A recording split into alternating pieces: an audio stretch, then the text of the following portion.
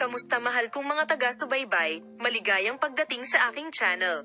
Ngayon ay sinisiyasat namin ang resulta ng paghihiwalay ni Ozgay at Goldberg The Mercy. Huwag kalimutang mag-subscribe sa aking channel para sa mga pinakabagong update, i-like at ibahagi ang aking video. Pagkatapos ng kanilang breakup, ang tanging tanong sa isip ng lahat ay kung nakahanap ng bago si Ozgay o Goldberg upang punan ang puwang na iniwan ng breakup. Iminumungkahi ng balita na lumipat na si Ozgay, ngunit nakahanap din ba si Goldberg ng aliw sa kumpanya ng ibang tao? Ang emosyonal na sitwasyon pagkatapos ng paghihiwalay ay iniwan ng parehong Ozgay at Goldberg na nahihirapan sa kalungkutan. Sa kabila ng kanilang pagmamahal sa isa't isa, ang mga pangyayari ay humantong sa isang nakakasakit na paghihiwalay. Malaki ang tanong ngayon, kaya ba nilang sumulong at makahanap ng mga bagong landas sa kanilang buhay?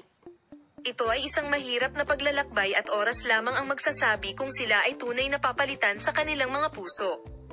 Ang pag-ibig na minsan nilang ibinahagi ay maaaring manatili, na nagpapahirap sa kapwa na lumipat sa mga bagong relasyon ng maayos. Ano sa tingin niyo mga manunood?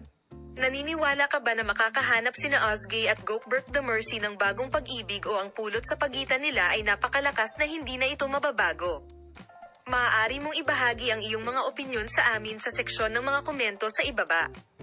Manatiling nakatutok sa amin upang malaman ang tungkol sa pinakabagong mga pag-unlad ng emosyonal na alamat na ito. Paalam!